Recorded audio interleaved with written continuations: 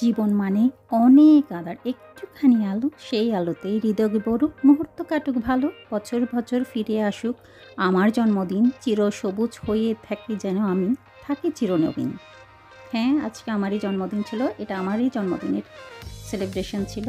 ছোট্টখাট্টোভাবে আমি আমার ছেলে মেয়েকে নিয়ে করেছি। আজকে এই বছরটায় আমি আমার বরকে ভীষণ মিস করেছি। সে যেহেতু নেই, ছেলে মেয়ে আপ্রাণ চেষ্টা করেছে আমাকে হাসি খুশিতে ভরিয়ে দিতে আমার জন্মদিনটা।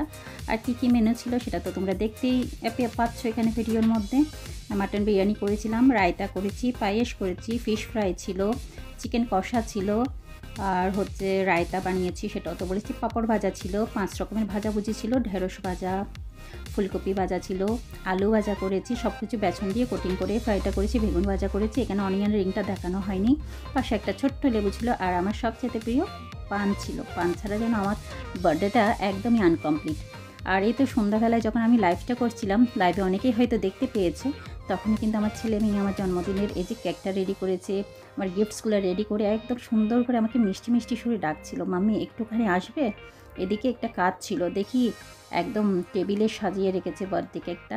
তারপর কেকটা কাটাকুটি করলাম, ফাঁকে ফাঁকে কিন্তু ভীষণ মিস করছিলাম আমার বরকে আর তোমাদের সবাইকে।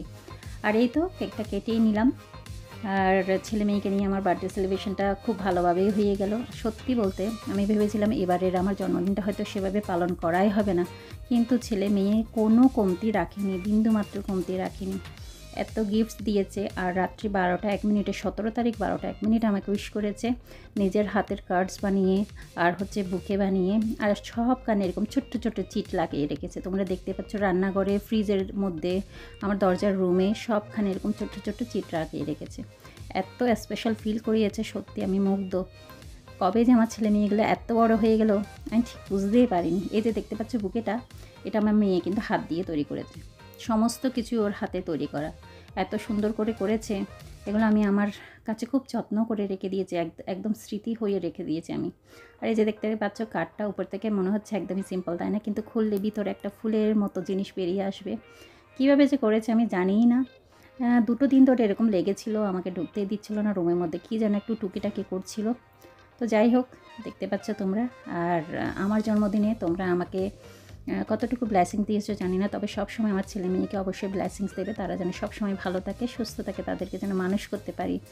আমাকে যে ভালোবাসাটুকু তারা দিচ্ছে সেটা যেন আমি সবসময় মা হিসেবে তাদের দিয়ে যেতে পারি। আমার ছেলে মেয়ে যেন কখনোই চেঞ্জ না হয়, এরকমই থেকে যায়। আর এই যে দেখতে পাচ্ছ একটা ছোট্ট একটা মেয়ে ব্যাগ দিয়েছে, খুবই সুন্দর, খুবই সুন্দর। আর একটা গলার হার দিয়েছে, কানের রিং দিয়েছে। দেখতে পাচ্ছ সবগুলো গিফটস আমার কাছে অনেক অনেক অমূল্য। আর যে হাতে তৈরি করা জিনিসগুলো দিয়েছে না, ওগুলার তো কোনো তুলনাই হবে না বলো। আর যেহেতু যারা মা আছে তারা আমার সাথে একমতই হবে, ছেলে মেয়ে কিছু করলে না সে খুশিটা আরও দ্বিগুণ হয়ে যায় বলো। তো সত্যি আমি অনেক লাকি, আমার ছেলে মেয়ে এত সুন্দর করে আমার বার্থডেটা সেলিব্রেশন করেছে। ভেবেছিলাম কিছুই হবে না, যেহেতু বরমশাই নেই, হবে বা কি ছোট্টখাটো কিছু একটা রান্না করে খেয়ে নেব, কিন্তু সত্যি বলছি খুব সুন্দরভাবে পালন করেছি। আর আমার সবচেয়ে বড় উপহার ছিল এবার ইউটিউবের যে ফ্রেন্ডসরা আছে তাদের সাথে আমি আমার বার্থডেটা সেলিব্রেট করতে পেরেছি। খুবই খুবই খুবই ভালো লেগেছে। তোমাদের এত উইশ, এত উইশ, এত ভালোবাসা পেয়েছি, সত্যি বলা শেষ করা যাবে না। আর আমার ফেসবুক ফ্রেন্ড সবাই যথেষ্ট পরিমাণে উইশ করেছে, ফ্যামিলি যারা আছে সবাই উইশ করেছে। আমার আসলে দিনটা যেন কোনায় কোনায় ভর্তি হয়ে গেছে। এই তো একদম লাইভ শেষ করে তোমাদের সামনে একটুখানি ঢং করতে চলে আসলাম।